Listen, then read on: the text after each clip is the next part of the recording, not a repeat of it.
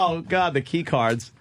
And oh, man, the fucking Rob Halford, get your ass in here. Yeah. Rob Halford, everyone. Nice. What's up, Rob? Mr. Halford? Been seeing you all over the television, all over the telly lately. That morning show. Yeah, huh? Yeah, so you're doing morning show. 4 a.m. wake-up call. And I'm like, all right, there's Rob Halford. We know him, heavy metal god, and he's selling clothes. Like what? What? I was only there for the male models. Was that it? The one was really hot. I saw a few of those. I thought maybe you handpicked them. No, but somebody must have been thinking about me. Do you know my type? I was just going to ask you. Do you have a type, or I'm sure you do. What is it, or what do you find? No, anything with a penis works for me. So don't get too close right now. You should all taken a piss with us before. We were doing the "you hold mine, I'll hold yours" on the bathroom. Yeah, we're all pretending to make eye contact. There's a really funny video on YouTube from Holland where there's like 3 guys standing at the urinal, and the one guy reaches over to the other side, and the other guy reaches over to the other side. It's some strange like Dutch comedy, you know, that's their kind of twisted sense of humor. Yeah. Which is why I have an apartment in Amsterdam. So it seems like now it's like you're joking about it. You're very comfortable. It's like when you came out, it sent like shockwaves, and then all of a sudden you're back in. You're doing Judas Priest, and nobody cares. That just shows you the thank you. That it just shows you the. My audience don't give a shit, quite frankly. They just want me to get on stage and do my gig. Just want you to rock. And I thought it was great. I thought it just showed you that the people that support me just don't care about that kind of stuff. Yeah. You know? What finally made you do it? Like, what? I know it's a huge decision. It's a big decision, and you know, there's probably people listening now that might be thinking about, should I step forward? Or You've got sitting to your left. Yeah, you got. they misunderstand. He looks like he's just coming from the meat part. What's that part of New York? Meat packing district. Meat package district. Who doesn't love a girl in a dress with an extra gift? Jesus, they act like they've never fucked a tranny, Rob. I don't get it. Jesus Christ. It's just girls with giant clits.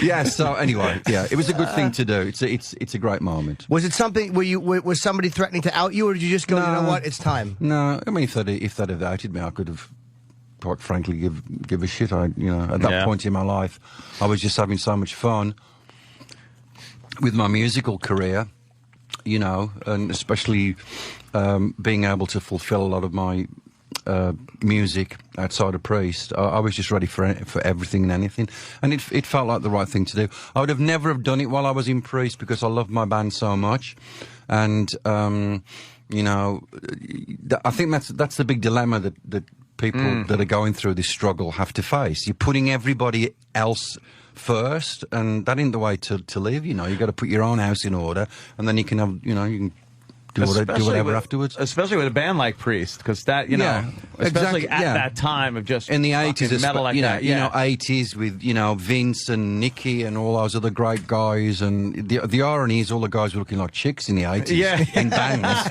They got all the fucking lipstick on and the rouge and the fucking like tranny hairstyles and stuff. You know, how ironic, but no, anyway, it took a while, but it's been out in the open now since 93. Have you been political? Have people asked you to be political about it? Like yeah, they have. And I'm seeing Larry a little bit later on, Mr. Flick. On his show, but I'm not smart enough to do it. Wait, Rob, you've been out since '93? Yes. I'm not smart enough to deal with the issues. There's far more articulate people that know what's really going on. I know what the basics of the struggle are, but whatever. To you, does it just seem like, you know, this is my life, and I don't have to get up on a fucking, you know, pulpit and discuss this, that, exactly. the other thing. It's just, all right, here it is, but now I'm going back to doing my music. Yeah, that's all I live for. I've been, you know, I've been a professional metalhead for 38, 39 years now, doing what I love. You know, and just because of this thing that's also there. You don't have to be a spokesperson. Exactly. Like, I just give me a mic and let me wail. A mic, a bill, a peach, whatever. I know a really hot mic in the Navy, actually. The Navy. Is that a I'm working my way through the arms.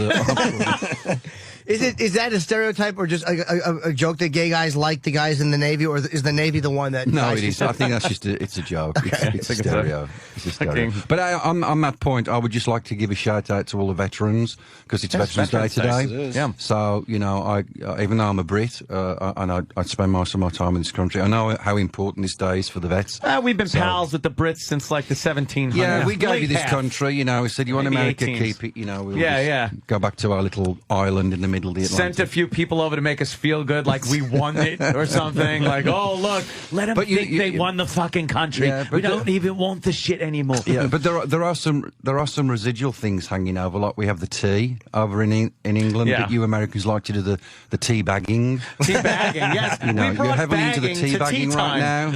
I'm like, my friends are texting me going, the Americans are tea bagging. At last, they figured it out.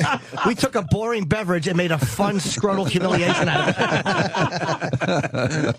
Jesus Christ. And here's the thing. Here's the great statement. It's like I went and saw you guys. I'm a Heaven and Hell freak, and I fucking love Priest. And I went and saw Heaven and Hell and Priest in Jones Beach. And it's like nobody can care about anything about your personal life watching you perform. It's exactly. like it's Halford and it's Priest and the fucking it was as good as it was fucking 20 years ago. I mean, your voice is that was held a great tour. That was an amazing tour. The Metal Masters tour. Yeah, it was Motorhead, and it pissed down with rain again.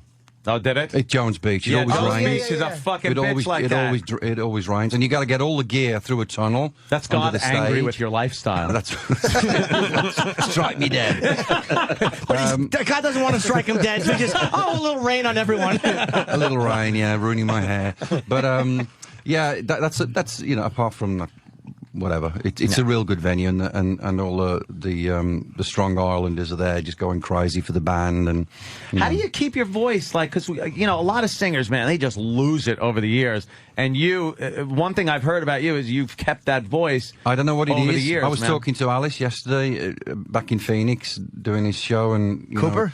And we were just talking about the way we deal with it, And Alice has got a remarkable voice for the character that he plays and the stuff that he works on.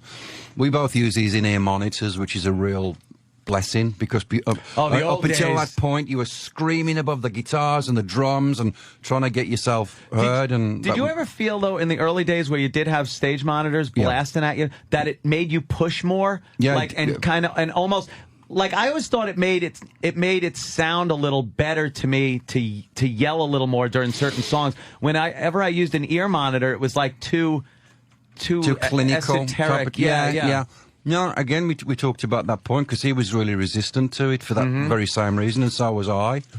And then there was a show I went to many years ago, and it was Sebastian Bach and Van Halen. And he'd got those things in his ears. What the hell you got in your ears? And he goes, "Oh, dude, Sebastian, you got to try these. Oh, the greatest thing in the world. It'll save your life." Blah blah blah.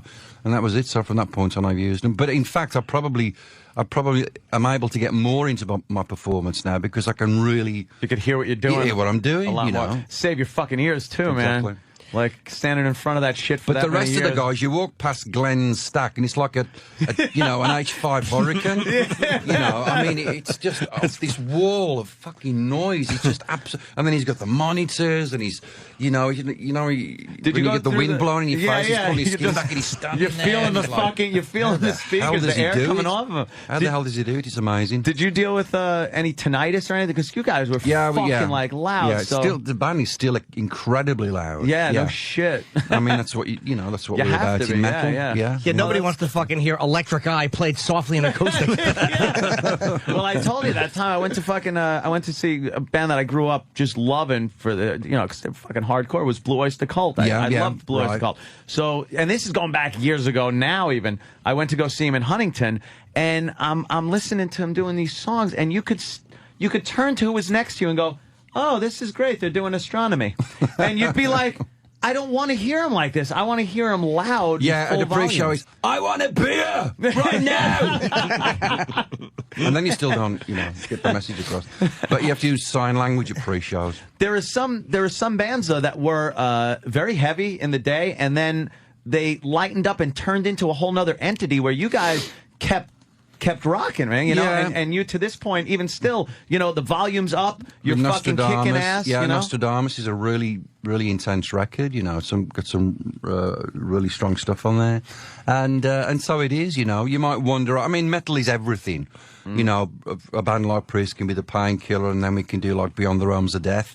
You know, but the essence of what we do and what I'm doing now with my solo stuff, I think is still got the vibe. It's a cool thing. It's called Halford Winter Songs, and it's just got you on the front with like a winter, kind of like a white snowy background. Yeah, but I wasn't there. That's a green screen. I was in Phoenix, and it was 120 degrees outside. How funny is that? I was wondering why you were sweating in the snow. Yeah, exactly. And that's some kind of Norwegian wood vibe going on. I look like a serial killer. Yeah, you really do. I said, that's not the picture I want. That's totally. This is like supposed to be like a Christmas holiday thing. I look like a satanic serial killer. Looks like the professional. He's about to fucking save a plant and kill somebody. That kind of works, though, man. But the only problem I had with this was that I couldn't read because it's written in like a calligraphy. It was Old hard English. To read. Yeah, it was hard to read some of the song titles. Yeah, it's supposed to look, you know, cool. But I mean, what does it say? One magnifying we were going to glass. ask you. There's one here called "Come All Ye Faithful." Obviously, we know "Oh Holy Night." And then there's "I Don't Care," "Light of the World." Why am I reading these perfectly now that he's here? Because I couldn't read them before. Yeah, he couldn't read it. Look at that. "Christmas for Everyone." How many of these are kind of classics? There's 10 songs. Six of them are the classics, and 4 of them the band wrote. Yeah. Did you always want to do it, or is it No, you know, I love the holiday season, and you know, the eating and the drinking and the hanging out with your family and friends and stuff. And there's always music in the background.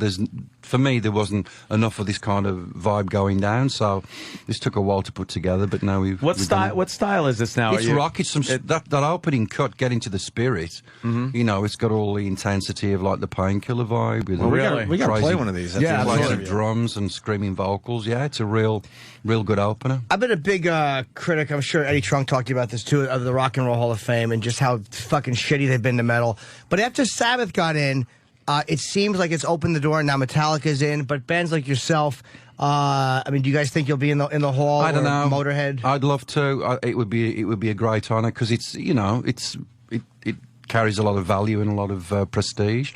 I don't know how that game works. How do you even get in it? They have to I don't know. Who the fuck votes? It's guys that are in it, and also a lot of older. It's really a shitty system. But now what they're doing is they're putting guys like LL Cool J to be nominated, Madonna, simply because they probably weren't making money, so they want to open it up just as a money-making thing. Oh, great. Yeah, that keeps its credibility. But it's disgusting that you guys aren't in or that Rush isn't in. I mean, just bands that contributed you so know what much. it is? Bands that were very I think bands that were very influential over the years and not copiers, but leaders. Like you guys, when MTV first broke. Priest was one of the first bands. Yeah, you guys are on there. And I remember fucking turning it on and just going, holy shit. You know, it was in the 12-song rotation. A Priest video. The 12-song rotation. It was like 12 songs. Yeah, there was Devo, and there was fucking Priest. And Chilliwack, I think, was one of them, right? But you'd fucking sit and watch that because, you know, except for like Don Kirshner's rock concert, you weren't really able to sit and see and watch a band performing like that unless you went to the shows. So yeah, I think it's influential. Yeah, we had a lot of fun making those videos. I mean, you've seen them, you know, hot rocking in the sauna, and setting me on fire setting me on fire in Free Wheel Burning, and you know, blowing people up in Another Thing Coming. One of the funniest fucking Beavis and Buttheads were when I think it was You Got Another Thing Coming. I'm not sure, and Butthead goes, "What's he doing with his shoulders?" you're like dancing and skip out to that fucking limo. I was laughing my balls off. You know, I don't know. What's he doing with his shoulders? I don't know, but this rocks. He didn't care. Yeah, that was a great day out in Soho in London, next door to the pub. You know, we were all pissed as farts, drinking between takes. It was just a crazy day. We were watching some old 80s videos. Do you ever look back at old videos and stuff and go like oh, yeah, like, is the one you look back? Yeah, absolutely, shouldn't you? It's like me in Turbo Lover. You know, what is that look? What's going on? You're you know, I'm all lover, spritzed. I'm all spritzed and bulging and everything. The Turbo Lover should be. That's what it is. And but it's oh no, this is Painkiller. Yeah, Painkiller. This is one of my all-time favorites. I feel like killing you. Yeah. Oh. Goddamn. Beavis and Butthead Rocket. God damn. What a fucking voice. Dude, jeez.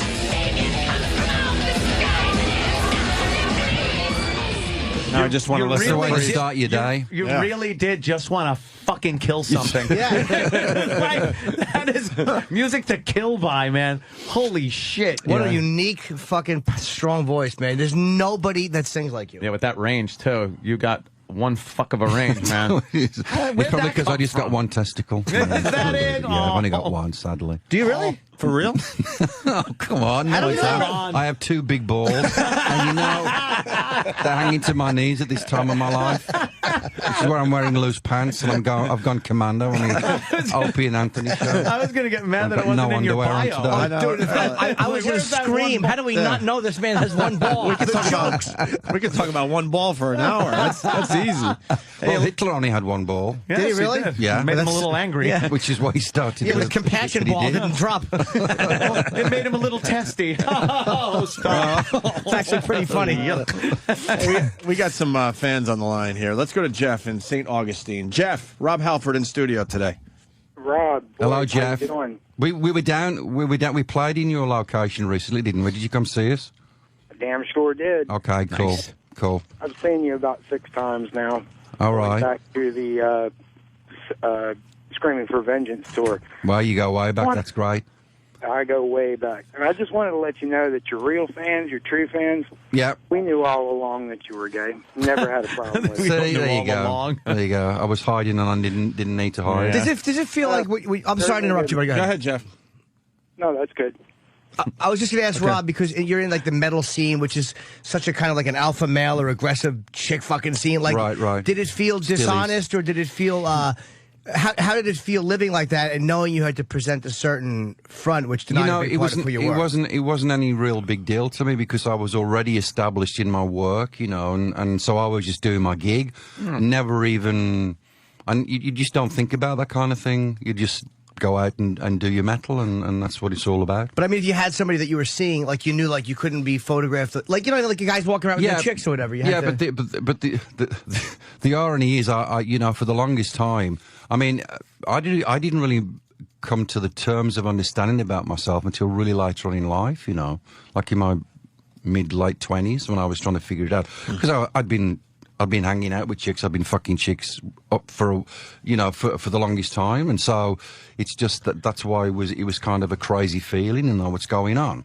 So you know, but I think the main thing when you're a professional musician is that, okay, that's in your life, but your main aspect is just doing the best gig whatever that you can possibly do. Yeah, I think, yeah, you know, your sexuality is a part of your life, but you have other things that kind of take precedent. Your fucking work, your career, your music, shit like that. Yeah. And then, you know, when you want to fuck, whoever the fuck you want to fuck, you fuck them. That's it. That's pretty much it.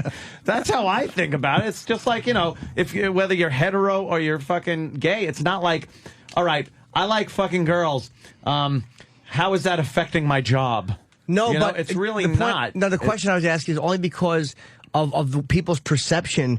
It could make it a different perception. Oh, being in Priest and yeah, like was like it frustrating kind of to ever, like, you know, if me and my girl go somewhere, whatever girl I've ever dated since I'm doing comedy, if we want to go somewhere and I walk in with her, was it frustrating to like have to say to that person, like, well, we have to behave this way now because there's people or there's fans or whatever? I don't ever recall being in that circumstance, quite honestly, no.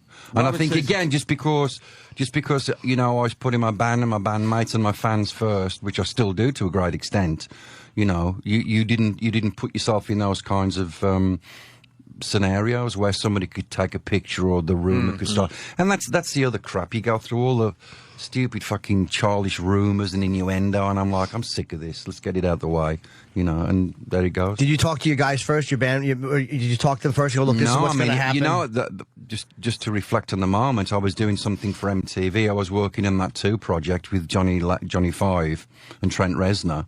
And I was up at the MTV studios here in New York, and I was on yada, yada, yada, blah, blah, blah, and speaking as a gay man, bang, bang, bang, and the guy dropped his clipboard. Plonk.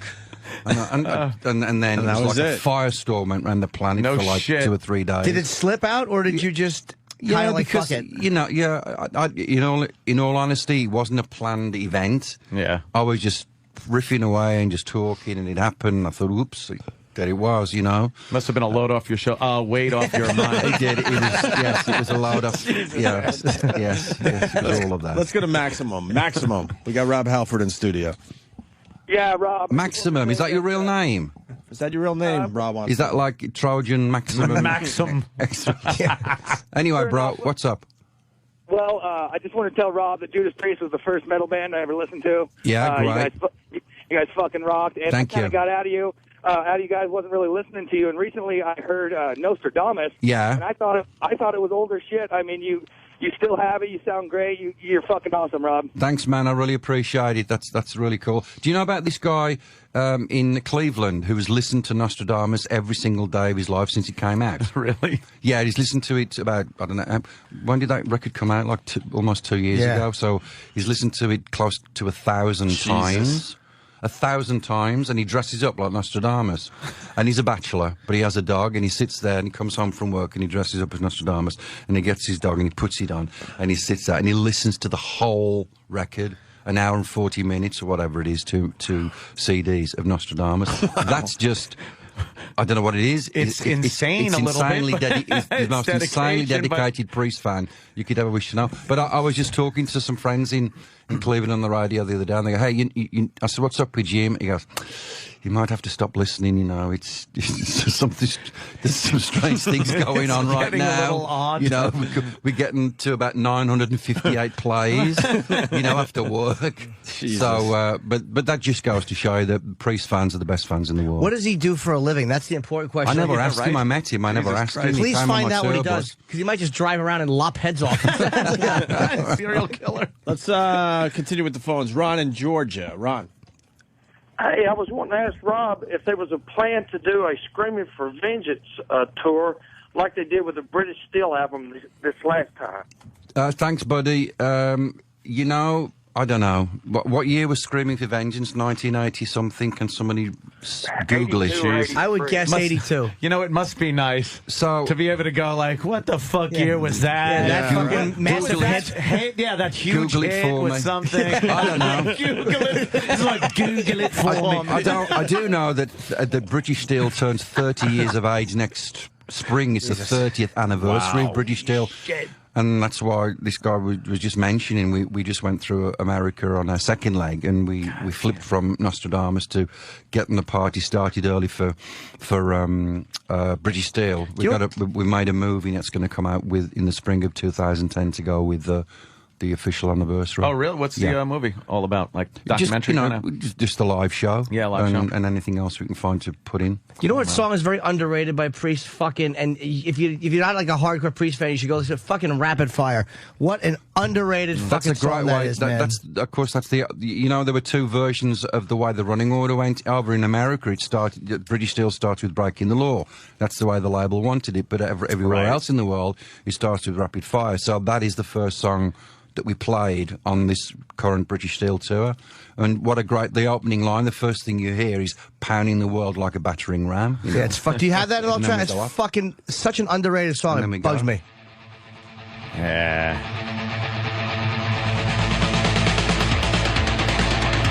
Pounding the world like a battering ram. Jesus. This is fucking phenomenal. Forging the furnace for the final grand slam. All I want to do is listen to this song and tap Rob and go, do you remember when you sang this part? The annoying fanboy. Yeah, what's that? What was that late great comedian from Saturday Night Live? Chris Farley. Chris Farley, when he does that thing with McCartney. Yeah. Hey, you remember when you were in the Beatles? He's like pulling his hair out. That was I'm a total awesome. jerk. That was awesome. We love that. Hey, let's go to Greg in Atlanta. Greg. Hey, I wanted to, Rob, big fan, man. Thanks, and bro. Opie and Anthony and Jimmy. Thank you. Thank you. Big fan. I wanted to ask what was the meaning behind, or what was the idea behind covering Diamonds and Rust? And boys were Jimmy talking was about just it the other bringing this day. up the other day. I brought this up the other day because I finally heard What a fucking... I literally was teary-eyed, and I'm very emotional when I don't sleep. Joan Baez. Joan Baez's version. I couldn't stop fucking listening to it. I could not stop listening to her version of Diamonds and Rust. What? Maybe. Mary. I mean, I knew you'd ruin it. All I could think of, by the way, as I'm enjoying this song, is of him going, "Why? Shut it off!" He ruins everything. But what made you cover that song? It was such a great cover. Yeah, it was the label's idea. We were starting to make headway in America, and you know they said we need a track for radio. I mean, this is going what 80-something, 81. So yeah, before then. But give anyway, us a minute. We'll get some fucking hits for America. You asshole. They sent us. I remember we were in Rockville Studios in Wales, which is a great, a really famous studio, and they sent us a 45 record, vinyl. And they said, "This is our idea." So we huddled around the record player and put the record on, and then you hear this little guitar twinking and clanking. Exactly. Here comes your voice again. They want us to do a metal version of this. Yeah. But the truth of the matter is, it's a beautiful song. Yeah. It's an incredible song and a great song. We'll take any interpretation. So we kind of put our stamp on it. And then fast forward to Live Aid in Philly at the JFK Stadium in '86 or something. Mm-hmm. And I'm backstage, and there's this lady walking up to me, and it's Joan Baez. Oh, shit. And I'm thinking, oops. She goes, "I just want to tell you that's my favourite son's one's favourite song that's been interpreted by another band." I thought, how cool is that? Yeah. What a nice lady. Somebody, you jerk, you my song. Yeah, you fucked No, song but up. anyway, she was really cool, and it worked. It's become part of the catalogue of the Most police. people don't even know Joan Baez did it, to tell you the truth. Exactly. It's the same when we did Green Man Alicia, which is a famous Peter Green song. It was in the original Fleetwood Mac lineup. Mm-hmm. Yeah, Jeez, wow. You also did, and I think I met you very briefly at K-Rock one time when you were doing Ian's show. No, and, he doesn't remember, Jim. He does, because I said, "Hey, Rob, look at this face," and I stared. No, we were talking about when he performed in Philly, because Ozzy, his voice wasn't holding up, or he was ill, or whatever it was. But you performed, I think, with Sabbath, and did the entire the entire catalog for the show with Tony Christ. Geezer and Bill. Which that must have been pretty fucking great. Yeah, and it was, That was a surprise awesome. that I knew I just said that. I had no question. I don't know why I did that. You just, But yeah, the deal is, it was the day or two after my birthday, and I mean we're in Philly and getting ready to do the show, and I get the phone call, and it's Sharon. She said, "Hi, Robbie." I said, "Hi, Sharon." They sent me some really cool, dark, evil black leather luggage with skulls all over it. I said, "Yeah, thanks so much for the luggage." She goes, "Well, I'm not really calling about that. This is my Sharon Osbourne." Actually, if you close Isn't your it eyes. rubbish? Yeah, no. Close your eyes and put your fingers in your ears. It sounds just like, it sounds and looks like Sharon Osbourne. But anyway, she goes, I said, "Well, what's the deal?" She goes, "Well, you know, Ozzy's not feeling very well." I said, "Oh, what's up?" He's lost his voice. He's got bronchitis. "Oh, okay. So can you help out? What do you want me to do? Can you sing for him?" "What do you mean? Can you step in for Ozzy?" "Yeah, well, yeah, when do you want to do it?" "Tonight." What? Wow. This is like 4 o'clock in the afternoon tonight. And she goes, "Well, you know all the Sabbath songs, and you love Ozzy, and Ozzy loves you, and you can't do the show, and blah, blah, blah." So, cut a long story short, a motorcycle courier came over with a video of the show from the last night. I get on my tour bus, go in the back lounge, put the video on, and I'm singing a cappella with Ozzy as the bus is going to, was it Camden? That was at Tweeter Center in Camden, yes, for the Philly audience. Going on, through the rush hour traffic and blah, blah, blah. So just as we get there, I've done the show, get off the bus, go on stage, do the priest gig, come off stage, have a shower, and go back out stage with holy Tony. shit. Wow. What the fuck? Did they have the teleprompter, or did you know the words? Oh, teleprompter. Did the crowd know? I said, When did the crowd find out? Literally when you walked out? yeah, let me tell you what happened. Yeah, because I'm wondering what kind of reaction that would be. I said to Tony, "There's a crowd now." And he goes, I'm standing with Tony. He's got, he's ready to go to work. I said, "Have you told the crowd?" And he goes, "Bill's going to tell him." I said, "Bill's going to tell them." Gonna. Bill's is not a good word. Bill's going to tell him. I'm like, "They don't know." He goes, "No, Bill's going to read a note from Ozzy." Oh, shit. I said, "They don't know." That puts He you in goes, a bad "No." spot. So anyway, fuck, what's going to happen? I said, "Tony," I said, "if they start bottling me, I'm off that fucking stage into my tour bus, and I'm driving to wherever." He goes, "Oh, it'll be fine, Rob, it'll be fine." So anyway, you know, the crowd's waiting. It's a sold-out show, and the promoter walks out, and everything quietens down. You could hear a fucking pin drop, 20,000 people, and you could hear one of them fart. So he goes, we've got an announcement, and Bill wants to come out and tell you what it is. So there's like... So Bill Ward says, it's Bill Ward, yeah. And he goes, hello, everybody. I've got a note here from Ozzy. I am not able to sing tonight. Boo! You suck! Boo! Boo! This is to Bill. Poor old Bill. He goes, yeah, I've got a really bad voice. I've got bronchitis. My doctors have told me to take a couple of days off. So my good friend Rob Halford is going to sing for me. Boo! Boo! Oh, shit. And I'm looking at Tony, and we got, like, you know, fear in our eyes. What are we going to do? So anyway... The intro tape starts, and I walk out, and you know we start whatever song it is. And I said to Tony, I said, it's always 4 in with Sabbath, 4 bars in. I said, just give me the nod. So all night long, Tony was nodding, you know, and like, come in now, and I'm like trying to concentrate. But we started, and the first song started, and I get fucking ping on the head with a plastic beer bottle. I thought, I've only sung a fucking line, and they're throwing shit at me. And then somebody gobbed a big loogie at me, and I thought, this ain't gonna work. But the deal was, like 2 minutes later, the whole thing flipped. And that wonderful crowd just accepted it, and they thought, hey, this is better than nothing.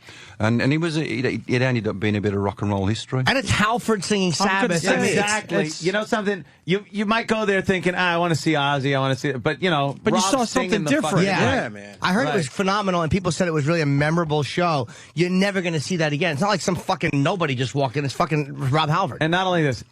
And Jimmy, please, nothing against the great Ozzy Osbourne. I would hope not. But... I bet Rob hit all the notes. Just put it. That's all I'm going to say. Tony was smiling. Hey, this is unique. Wow, cool. They should release that. I love my Ozzy. He's my best mate, and you know, he was seriously sick. It was a lot of fun.